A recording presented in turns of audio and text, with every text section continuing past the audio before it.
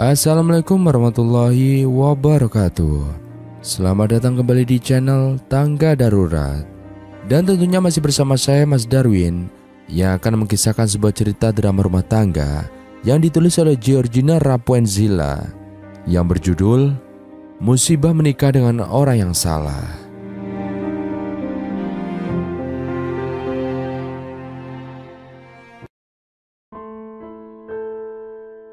Aroma kopi pekat mengumpul di pagi hari, menyapa Herlin yang sedang sibuk mengurus ketiga anaknya. Dia terbiasa dengan rutinitas ini, membuat sarapan, menyiapkan bekal, dan mengantar anak-anak ke sekolah. Herlin adalah ibu rumah tangga yang penuh kasih sayang, menyediakan segalanya untuk keluarganya. Namun, Herlin terkadang merasa sedih dan kecewa. Suaminya Banu adalah pria yang baik hati, ramah, dan disukai banyak orang. Namun di rumah, Banu berubah menjadi sosok yang berbeda. Dia pelit pada Herlin, sering menolak permintaan istrinya, bahkan untuk hal-hal kecil. "Mas, bisa tolong belikan susu keju buat anak-anak enggak? Uang jajan yang Mas kasih tidak cukup," tanya Herlin suatu pagi. "Gak usah lah, susu sapi aja cukup. Nanti anak-anak kebiasaan minum susu mahal," jawab Banu ketus. Herlin menggelengkan kepalanya. Dia tahu Banu bukan orang yang miskin. Banu memiliki usaha yang cukup menjanjikan. Namun, Banu selalu mencari alasan untuk menolak permintaan Herlin, bahkan meski itu untuk kebutuhan anak-anak mereka. "Mas, kan anak-anak sedang dalam masa pertumbuhan. Mereka butuh nutrisi yang baik," ujar Herlin lembut. "Gak usah ngeles, susu sapi aja cukup. Lagian, kamu kan udah ada uang jajan dari aku. Beli aja susu keju dari uang itu," jawab Banu kasar. Herlin terdiam. Dia merasa sakit hati. Uang jajan yang diberikan Banu hanya sedikit, tidak cukup untuk membeli susu keju yang diinginkan anak-anak. "Mas, padahal itu untuk anak-anak loh. Kamu masih aja bisa pelit. Tadi juga sudah kubilang, uang dari kamu itu nggak cukup, Mas," ujar Herlin lirih. "Ya udah, nanti aku beli sendiri aja. Kamu gak usah mikirin itu," jawab Banu acuh. Herlin hanya bisa menghela nafas berat. Dia tahu bahwa Banu tidak akan membeli susu keju itu. Ia hanya tidak ingin diribetkan saja. Herlin merasa sedih dan kecewa. Setiap hari meminta nafkah yang cukup baginya terasa seperti mengemis. Padahal dia hanya berharap Banu bisa lebih memperhatikan kebutuhan keluarga, bukan untuk kepentingannya pribadi. Namun, Herlin tahu dia tidak bisa berbuat apa-apa. Dia hanya bisa menerima kenyataan bahwa Banu adalah pria yang pelit dan egois. Mau menyesal pun terlambat. Mereka sudah memiliki 3 orang anak. Herlin mencoba menenangkan hatinya. Dia berusaha untuk tetap kuat demi anak-anaknya. Dia berusaha menerima sifat pelit suaminya dan menjaga keluarga kecilnya. Namun di dalam hatinya, Herlin menginginkan suatu saat Banu bisa berubah. Dia ingin Banu bisa lebih memperhatikan kebutuhan keluarga dan lebih menyayangi istri dan anak-anaknya. Minggu ini, Banu mendapat rezeki nomplok. Temannya, yaitu seorang pengusaha sukses, mengajaknya berinvestasi di proyek baru, dan Banu langsung bersemangat. Bahkan rela mengeluarkan uang lebih untuk membeli baju baru dan sepatu mahal untuk menghadiri pertemuan dengan temannya itu. "Mas, aku juga mau beli baju baru. Sudah lama nih baju-baju aku gak ganti," pinta Herlin saat melihat Banu sibuk meletakkan beberapa baju baru yang ia beli tadi di lemari. "Kamu kan punya banyak baju. Lagian uangku buat investasi. Nanti kalau untung, baru deh aku beliin kamu baju baru. Kamu juga kan di rumah aja. Untuk apa baju baru? Dastermu juga masih bisa dipakai kan? Robek sedikit kan gampang bisa dijahit," jawab Banu sambil tersenyum lebar. Herlin menghela nafas. Dia tahu Banu sedang bersemangat dengan investasinya, tapi dia juga merasa kecewa. Lagi-lagi, kebutuhannya diabaikan demi sesuatu yang menurut Banu lebih penting. "Kalau aku mau beli baju anak-anak, boleh nggak? Baju mereka sudah mulai kekecilan," tanya Herlin pelan. "Nanti aku saja yang beliin seperti biasa. Sekarang aku mau fokus ke investasi dulu," jawab Banu singkat. Herlin terdiam. Hatinya semakin teriris. Dia merasa seperti bukan prioritas dalam hidup Banu. Beberapa minggu kemudian, Banu mengajak Herlin dan anak-anaknya ke warung biasa. Dia ingin merayakan keberhasilan investasinya. Di warung, Banu memesan makanan sederhana dan air putih saja. "Mas, aku mau pesen jus jeruk ya," pinta Herlin. "Gak usah, minum air putih aja. Jus jeruk mahal," jawab Banu. Herlin hanya bisa tersenyum kecut. Bagi teman-temannya, Banu terlihat begitu dermawan, tapi di depan keluarganya, dia tetaplah seorang pria yang pelit. "Papa, aku mau makan ayam goreng," pinta anak sulung mereka, yaitu Rara namanya. "Makan yang ada aja dulu ya, ayam goreng mahal. Uang papa tidak cukup sayang," jawab Banu. Rara mengerutkan keningnya. Dia bingung mengapa papanya selalu saja menolak permintaan mereka dengan halus dan hanya royal pada orang lain. "Papa, kenapa papa nggak mau beliin kita ayam goreng?" tanya Rara polos. "Kan kami jarang makan ayam." Lalu Banu terdiam. Dia tidak tahu harus menjawab apa. Dia merasa malu karena sifatnya yang pelit terbongkar di depan anak-anaknya. "Uang papa cuma cukup untuk beli makanan ini. Makan apa yang ada aja ya. Kalau kita boros-boros, kapan kita bisa kaya?" jawab Banu akhirnya. "Papa bohong," teriak Rara. Banu terdiam. Dia merasa bersalah dan dia tidak ingin anak-anaknya tahu sifat yang sebenarnya. Herlin mengelus kepala Rara. Dia bisa merasakan kekecewaan anak-anaknya. Dia juga merasa sedih karena sifat Banu yang tidak kunjung berubah. "Sudah sayang, kita makan apa yang ada aja ya. Papanya sedang berhemat," kata Herlin lembut. Rara terdiam. Dia menatap papanya dengan tatapan kecewa. Herlin merasakan air mata mulai menggenang di pelupuk matanya. Dia merasa lelah dengan sikap Banu yang tidak adil. Dia ingin sekali berteriak, mengungkapkan kekecewaan dan kesedihannya, tapi dia menahannya demi anak-anaknya. Herlin terdiam, menatap anak-anaknya yang sedang asik bermain di ruang tamu. Rasa sesak di dadanya semakin menjadi. Dia merasa lelah dengan sikap Banu yang tidak kunjung berubah, lelah dengan kehidupannya yang serba pas-pasan. Sedangkan Banu sendiri memanjakan dirinya dengan barang-barang yang terbilang cukup mahal. Pernah juga suatu malam, Herlin tanpa sengaja memergoki Banu tengah makan pizza di dapur. Di jam tidur mereka semua, Herlin hanya tertegun melihat semua itu, sedangkan Banu acuh dan melanjutkan makannya tanpa menawari Herlin. "Mama, aku mau beli mainan baru," pinta Rara, anak sulungnya. Herlin tersenyum, mengelus rambut Rara.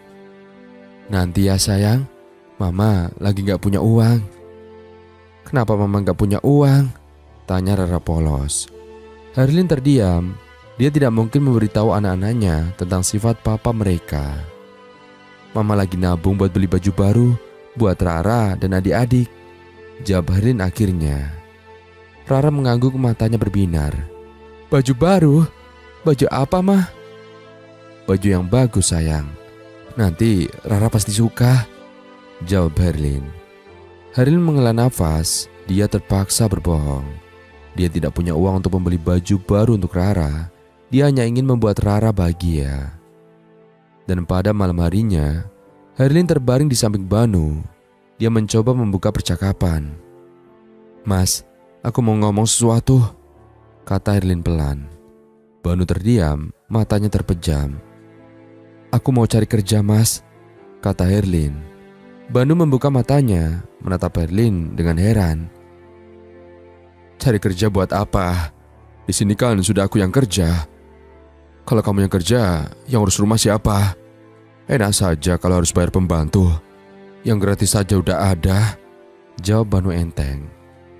"Uang dari kamu itu gak cukup sama sekali, Mas. Aku dan anak-anak juga punya kebutuhan yang lain," ujar Herlin yang berterus terang. Banu terdiam. Dia tidak suka dengan ide Herlin.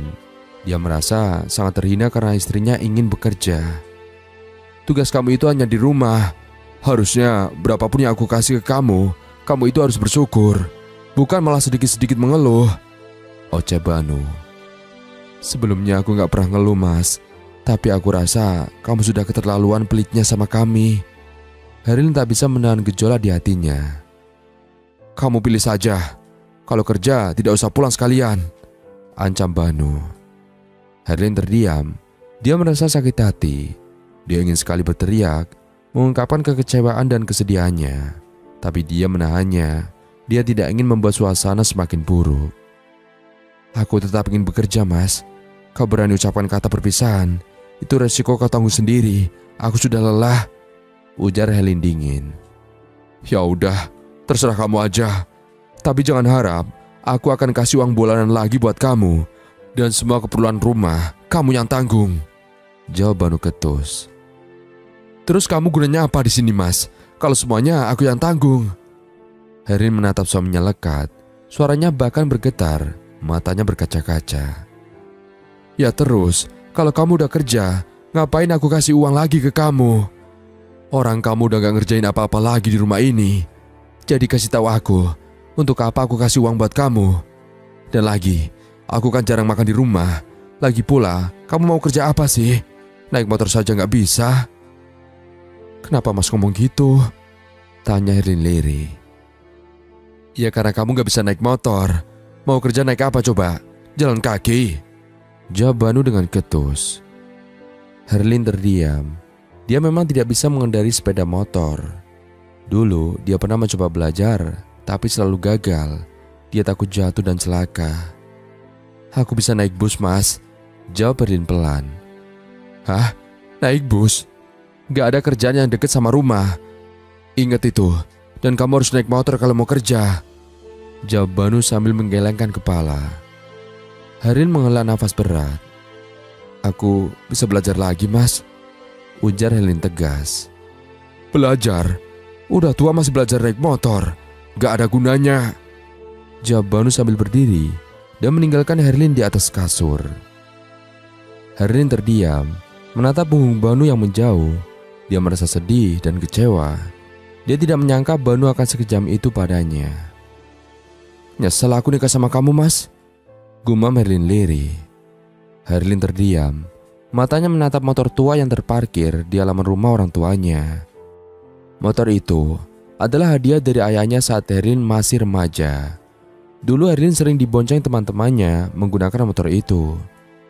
Karena ia sendiri tak bisa mengendarai sepeda motor. Ia pernah belajar beberapa kali, namun karena sering jatuh, ia jadi takut lagi untuk belajar. Dan setelah menikah dengan Banu, Herlin menjadi ibu rumah tangga seutuhnya. Dia tidak pernah lagi menyentuh sepeda motor atau sekedar keluar untuk jalan-jalan. Banu tidak mengizinkannya untuk belajar lagi mengendarai motor, karena menurutnya itu berbahaya dan sesuatu yang tidak perlu. Mama mau belajar naik motor lagi? Tanya Rara, anak sulungnya itu yang sedang bermain di halaman rumah. Herlin tersenyum, mengelus rambut Rara. Iya sayang, Mama mau belajar naik motor lagi. Memangnya kenapa, Mah? Tanya Rara. Mama mau cari kerja sayang. Mama mau bantu Papa cari uang, jawab Herlin. Rara mengangguk, matanya berbinar. Wah, Mama hebat. Rara juga dong mau belajar naik motor. Herlin tertawa. Nanti ya sayang, kamu masih kecil. Herlin menarik nafas dalam-dalam. Dia sudah memutuskan untuk belajar naik motor lagi. Dia ingin membuktikan kepada Banu bahwa dia bisa mandiri dan tidak bergantung padanya. Herlin meminta bantuan ayahnya untuk mengajari dirinya naik motor. Ayahnya dengan senang hati mau membantunya. Kamu masih ingat caranya kan, Nak? Tanya ayahnya. Herlin mengangguk. Ingat ya, sedikit. Ayahnya tersenyum. Ya udah, ayo kita coba lagi. Herlin mencoba menjalankan motor itu. Awalnya dia merasa kaku dan takut. Tapi dengan bimbingan ayahnya, dia berhasil mengendarai motor itu dengan lancar. Kamu udah lumayan jago loh, puji ayahnya. Herlin tersenyum. Dia merasa senang dan lega. Dia pada akhirnya bisa mengendarai motor itu lagi, meskipun belum terlalu lancar. Terima kasih ayah, kata Herlin. Herlin terus berlatih naik motor selama beberapa hari. Dia berlatih di halaman rumah orang tuanya. Ayahnya selalu mendampinginya dan memberikan bimbingan. Sementara ibunya Herlin menjaga anak bungsu Herlin yang baru berusia 1 tahun. Herlin tidak menceritakan perihal masalah rumah tangganya kepada kedua orang tuanya. Ia memberitahu orang tuanya bahwa ia hanya ingin mandiri saja. Herlin tersenyum puas saat melihat dirinya berhasil mengendari motor di jalan raya. Dia sudah bisa mengendalikan motor dengan baik dan percaya diri. Dia sudah siap untuk mencari pekerjaan. Beberapa hari kemudian, Herlin mendapatkan pekerjaan sebagai kasir di sebuah toko swalayan. Gajinya sedikit, namun itu tak apa bagi Herlin. "Aku sudah dapat kerja," kata Herlin saat Banu pulang kerja. Banu hanya terdiam. Matanya menatap Herlin dengan heran. "Kerja? Kerja apa?" "Aku kerja di toko swalayan, Mas. Aku jadi kasir," jawab Herlin. Banu mengerutkan kening. "Kasir? Kerja apa itu? Gak ada masa depannya." Herlin terdiam. Dia merasa sakit hati. Dia sudah berusaha keras untuk mencari pekerjaan, tapi Banu selalu merendahkan pekerjaannya. "Aku butuh uang lebih, Mas. Berapa kali sih harus aku bilang? Lagi pula gajiannya jauh lebih banyak dari uang bulanan yang Mas kasih," ujar Herlin lirih. "Itu terus alasanmu. Padahal makan saja masih bisa," jawab Banu kasar. Herlin sudah mulai lelah dengan sikap Banu yang tidak pernah mendukungnya dan kerap kali menghinanya. Tak ada sedikit pun kehangatan dalam rumah tangga mereka. "Aku gak bisa terus-terusan gini, Mas. Nitipin anak sama orang tuaku. Malu kalau terus ngerepotin mereka. Sekarang masalah anak-anak aku serahin aja ke kamu, Mas." "Enak aja. Kamu cari babysitter aja sana. Tapi jangan harapkan aku yang bayar," jawab Banu ketus. Herlin terdiam. Dia tahu bahwa Banu tidak akan mau membayar babysitter. Dia selalu mencari-cari alasan untuk menolak permintaan Herlin. "Mas, tolonglah.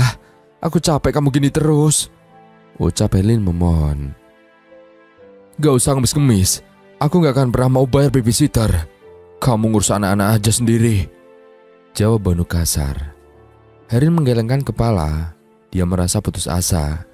Dia tidak menyangka bahwa Banu akan sekejam itu padanya dan tak peduli pada anak-anak mereka. "Kok bisa-bisanya sih, Mas? Kamu ngomong gitu? Mereka itu anak-anak kamu juga loh." Herlin menatap Banu tak percaya. Bagaimana ada manusia seperti Banu di dunia ini? Dia benar-benar telah tertipu. Banu terdiam. Dia menatap Herlin dengan tatapan dingin.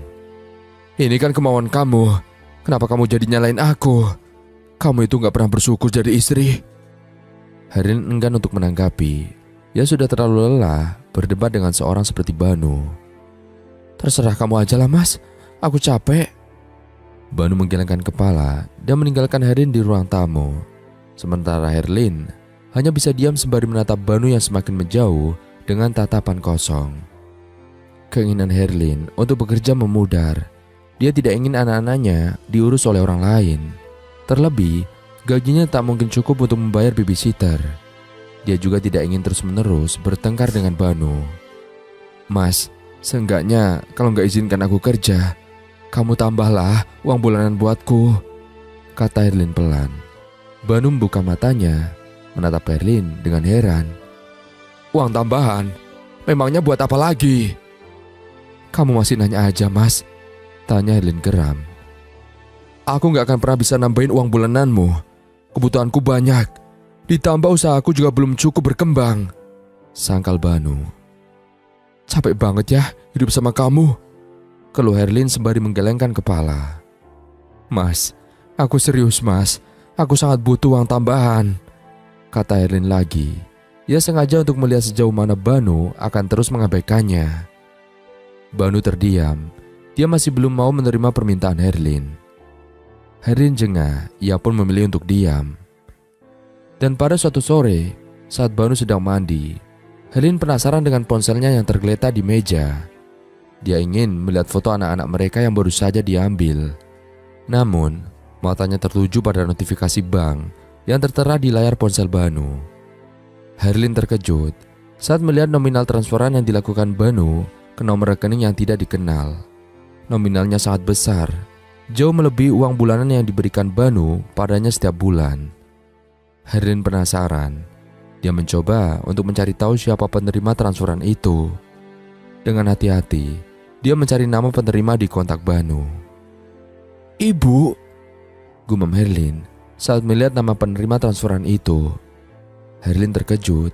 Dia baru mengetahui bahwa Banu setiap bulan mentransfer uang dalam jumlah yang besar ke ibunya. Bukan keberatan, namun Herlin suaminya sama sekali tidak adil.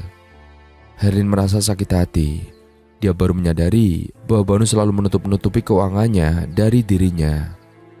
Banu selalu menolak permintaannya untuk mendapatkan uang tambahan, tapi dia berani mentransfer uang dalam jumlah besar ke ibunya.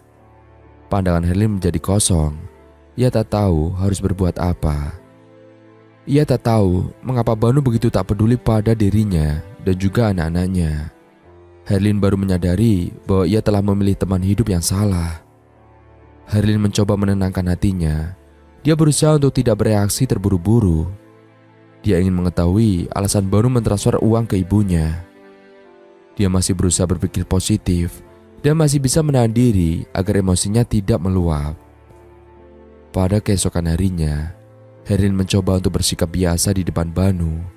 Dia ingin menanyakan tentang transferan uang yang dia temukan di ponsel Banu, meski dia takut Banu akan marah. Namun, saat Banu sedang berbicara di telepon di ruang tamu, Herlin tak sengaja mendengar percakapan Banu. "Iya, aku ikut partisipasi 10 juta buat pesta tahun ini. Gak apa-apalah buat meriahkan acara. Lagian kan buat naikin nama usahaku juga," kata Banu dengan suara yang terdengar gembira. Herlin terkejut. Dia tidak menyangka bahwa Banu akan mentransfer uang sebanyak 10 juta untuk pesta tahunan di kantornya. Lagi-lagi Herlin dibuat kecewa luar biasa. Suaminya mengeluarkan uang dalam jumlah besar tanpa sepengetahuan dirinya. Ia baru menyadari perannya dalam rumah tangga mereka. Kemarahan Herlin memuncak. Dia merasa dibohongi dan dikhianati. "Mas, apa yang kamu lakukan?" tanya Herlin dengan suara gemetar. Banu terkejut. Dia menoleh ke arah Herlin dengan wajah yang panik. "Kamu ngapain di sini?" tanya Banu panik. "Aku mendengar percakapan kamu, Mas," jawab Herlin dengan suara yang keras. "Gak ada apa-apa. Aku cuma ngobrol sama teman," jawab Banu sambil mencoba menutupi ponselnya. "Jangan bohong, Mas. Aku dengar kamu bilang bahwa kamu akan transfer uang sebanyak 10 juta untuk pesta tahunan di kantormu," teriak Herlin. "Kamu memang pelit pada aku, Mas, dan anak-anak. Tapi kamu royal pada orang lain. Dan lagi-lagi, kamu selalu mentransfer uang ke orang lain tanpa sepengetahuanku. Kamu ini anggap aku apa sih, Mas?" teriak Herlin. "Kenapa kamu ingin tahu masalah keuangan, ah? Tugasmu itu cuma ngurus rumah. Kenapa ribet sih? Kamu bawel banget," teriak Banu tak mau kalah. Herlin hanya diam memandang Banu dengan tatapan benci. Matanya berkaca-kaca, nafasnya naik turun menahan sesak di dada. Ia lelah, benar-benar lelah. "Aku sudah muak, Mas, dengan sikap kamu. Talak saja aku sekarang juga, Mas," teriak Herlin. Herlin berlari ke kamar dan menutup pintu dengan keras. Banu hanya terdiam menatap pintu kamar yang tertutup dengan keras. Dia merasa bersalah. Dia tahu dia telah melakukan kesalahan. Dan pada keesokan harinya, Herlin bersikap dingin kepada Banu. Dia tidak lagi peduli dengan apa yang dikatakan Banu. Dia sudah kehilangan kesabarannya. "Aku mau pisah. Aku serius dengan ucapanku semalam, Mas. Dan sudah kupikirkan matang-matang," ujar Herlin saat mereka tengah duduk di ruang tamu. Banu terkejut. "Hah? Pisah? Memangnya kenapa?" "Aku sudah muak, Mas, denganmu. Aku sudah tidak tahan lagi," jawab Herlin. Banu hanya terdiam. Dia tidak menyangka Herlin akan mengatakan itu. "Aku tidak pelit. Aku hanya ingin menabung untuk masa depan kita," bantah Banu. "Masa depan kamu bilang? Masa depan apa, Mas? Kamu tidak pernah memikirkan masa depan anak-anak kita. Kamu hanya memikirkan dirimu sendiri," jawab Herlin. Banu tetap terdiam. Dia tidak bisa membantah lagi. "Aku sudah tidak cinta padamu lagi, Mas," kata Herlin menambahkan. Banu terdiam. Dia merasa putus asa. "Aku akan pergi dan aku akan membawa anak-anak," kata Herlin. Banu masih terdiam Dia tidak bisa menahan Herlin. Herlin berkemas-kemas, dia memasukkan baju-baju dan barang-barang pentingnya ke dalam tas. Dia juga membawa mainan anak-anak. Mama mau kemana? Tanya Rara, anak sulungnya, dengan mata yang berkaca-kaca. Herlin mengelus rambut Rara. Kita akan pergi sayang, kita akan tinggal di tempat yang lebih baik. Rara terdiam, dia tidak mengerti apa yang telah terjadi. Herlin mengangkat Alia, anak bungsunya yang masih berusia 1 tahun, dan menggendong kedua anak lainnya. Lin, jangan pergi Lin, aku minta maaf, ujar Banu memegang tangan Herlin. Herlin menoleh ke arah Banu, dia menatap Banu dengan tatapan yang dingin. Enggak mas, enggak, aku sudah menyerah. Hidup denganmu tidak memiliki masa depan, kata Herlin. Herlin meninggalkan rumah bersama anak-anaknya. Banu terdiam, menatap pintu rumah yang tertutup dengan keras. Dia merasa sesak di dadanya, dia merasa kehilangan. Namun, saat Herlin bersiap untuk masuk ke dalam taksi, Rara dan Riko menarik tangan Herlin. Mereka memeluk kaki Herlin dan menangis terisak-isak. Mama, kami gak mau pisah sama papa, teriak Rara dan Riko bersama-sama. Herlin terkejut. Dia menatap anak-anaknya dengan wajah yang sedih. Herlin menangis terseduh-seduh. Lin jangan pisahkan aku dan anak-anak Lin. Aku mohon, ujar Banu memohon. Herlin melihat ketiga anaknya dengan isak tangis. Ia benar-benar terbawa emosi hingga tak bisa berpikir jernih lagi. Herlin menggelengkan kepala. Dia merasa luluh. Dia tidak bisa melihat anak-anaknya menangis seperti itu. Herlin menatap Banu dengan tatapan yang sedih. Aku memberimu kesempatan terakhir mas, kata Herlin. Baru menatap Herlin dengan wajah yang penuh penyesalan. Aku janji akan berubah Lin. Aku janji akan menjadi suami yang baik dan ayah yang baik untuk anak-anak kita, kata Banu dengan suara yang gemetar. Buktikan saja mas, timpal Herlin dingin. Banu mengangguk dengan wajah yang penuh penyesalan. Herlin menarik nafas dalam-dalam. Dia berharap bahwa Banu benar-benar akan berubah. Dia mencoba untuk melupakan rasa sakit yang telah ditimbulkan oleh Banu sendiri. Dia ingin percaya bahwa Banu akan menjadi suami dan ayah yang baik. Beberapa minggu kemudian, setelah hubungan mereka sedikit membaik, Banu terlihat murung. Dia selalu mengeluh tentang pekerjaannya yang tidak lancar dan penghasilannya yang menurun drastis. Lin, aku harus ngomong sesuatu sama kamu, kata Banu dengan wajah muram. Herlin menatap Banu dengan hati-hati. Mau ngomong apa mas? Penghasilanku lagi turun drastis Lin. Aku harus ngirit banget sekarang. Aku gak bisa lagi kasih kamu uang atau jajan tambahan, kata Banu. Herlin terdiam. Dia merasa tidak percaya dengan ucapan Banu. Dia ingat bagaimana Banu dengan mudahnya mentransfer uang untuk pesta kantor dan mertuanya. Kenapa mas? Apa yang telah terjadi? Tanya Herlin. Iya, usaha lagi gak lancar Lin. Banyak pesaing baru. Aku harus ngirit banget sekarang, jawab Banu. Herlin mengerutkan kening. Dia merasa curiga namun tetap memilih untuk percaya. Baiklah, aku mengerti mas, jawab Herlin. Suatu malam, saat Banu sedang tidur, Herlin mencoba mencari tahu kebenarannya. Dia menemukan ponsel rahasia Banu yang tersembunyi di dalam lemari. Dengan hati-hati, dia membuka ponsel itu. Herlin terkejut saat melihat notifikasi bank yang tertera di layar ponsel Banu. Ternyata, Banu memiliki rekening lain yang tidak diketahui Herlin. Herlin menemukan bukti transferan yang dilakukan Banu ke rekening rahasianya itu. Nominalnya sangat besar. Tangan Herlin gemetar. Dia tidak menyangka Banu akan bersikap seperti itu. Dia selalu memiliki cara untuk membohongi Herlin. Ternyata ya, kamu memang tidak pernah berubah mas, gumam Herlin dengan suara gemetar. Herlin sudah tak tahu lagi harus bereaksi seperti apa. Ia marah dan sangat lelah. Ia sudah memutuskan untuk kembali bekerja, ada atau tidaknya izin dari Banu. Dan ketika jam 5 subuh, Herlin sudah meninggalkan rumah dengan sepeda motornya. Dia tidak menunggu Banu bangun. Dia muak melihat wajah lelaki itu. Herlin ingin memberi Banu pelajaran dengan meninggalkan ketiga anaknya di pagi buta, agar ia tahu Bagaimana riwanya mengurus 3 anak sekaligus. Herlin menjalankan sepeda motornya dengan cepat. Banu terbangun dan mendapati rumah kosong. "Kemana dia sepagi ini?" gumam Banu sembari mengitari dapur. Namun ia tetap tak menemukan keberadaan Herlin. Suara tangisan Alia membuat Banu berlari berburu-buru ke kamar anak-anaknya. Ia kelimpungan menenangkan Alia.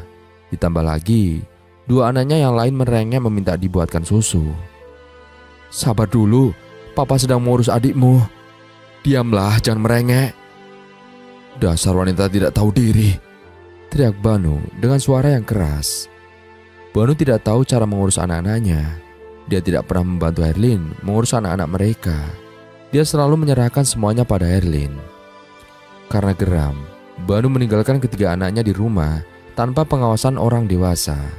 Dia pergi ke kantor dengan wajah yang muram. Setelah seharian mencari pekerjaan, Herlin akhirnya mendapatkan pekerjaan di sebuah hotel yang cukup besar. Tugasnya hanya membersihkan kamar-kamar tamu. Dan tak terasa, jam sudah menunjukkan pukul 10 malam. Perasaan Herlin mulai tidak enak. Herlin mencoba menghubungi Banu, namun tak kunjung terjawab. Herlin merasa semakin cemas. Dia mencoba menghubungi teman-teman baru, tapi mereka juga tidak tahu di mana Banu. Herlin merasa putus asa. Dia mencoba menghubungi Banu lagi, tapi Banu tetap tidak menjawab teleponnya. Dengan perasaan yang tak enak, Herlin pulang ke rumah. Saat Herlin tiba di rumah, dia mendapati rumah dalam keadaan berantakan. Pintu rumah terbuka lebar dan rumah dalam keadaan yang gelap gulita. Herlin berlari masuk ke dalam rumah. Dia mencari anak-anaknya. "Rara, Riko, Alia," teriak Herlin. Tapi tetap saja tidak ada yang menjawab. Herlin mencari ke setiap ruangan di rumah, tapi dia tidak menemukan anak-anaknya. Herlin merasa semakin cemas. Dia mencari ke seluruh rumah, tapi dia masih tidak menemukan anak-anaknya. Herlin merasa putus asa. Dia menangis terisak-isak. "Rara, Riko, Alia, di mana kamu?" teriak Herlin dengan suara yang gemetar. Lalu Herlin berlari ke dalam kamar anak-anak, dan betapa syoknya dia menemukan ketiga anaknya tergeletak di lantai dengan keadaan mengenaskan. Rara, Riko, dan Alia tewas dengan luka di leher mereka. Herlin menangis terisak-isak. Ia berteriak meminta tolong. Dia merasa bersalah telah meninggalkan anak-anaknya, dan tak menyangka Banu juga akan tega kepada darah dagingnya. Herlin menyesali keputusannya untuk meninggalkan ketiga anaknya. Dia harus menanggung akibat dari kesalahannya. Herlin merasa hancur. Dia telah kehilangan segalanya. Berita kematian ketiga anak Herlin dengan cepat menyebar. Banu yang sedang melakukan meeting dengan rekan bisnisnya terkejut luar biasa mendengar kabar itu. Dunianya runtuh seketika. Dia merasa bersalah.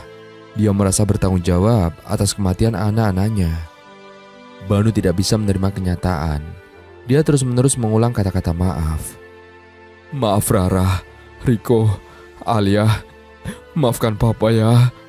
Dia menangis terisak-isak selama berhari-hari. Dia tidak mau makan dan tidak mau minum. Banu mulai berbicara sendiri. Dia menceritakan kejadian masa lalu yang menyakitkan. Dia menyalahkan Herlin atas kematian anak-anaknya. "Herlin, kamu meninggalkan aku. Kamu juga meninggalkan anak-anak kita. Dan sekarang mereka sudah pergi.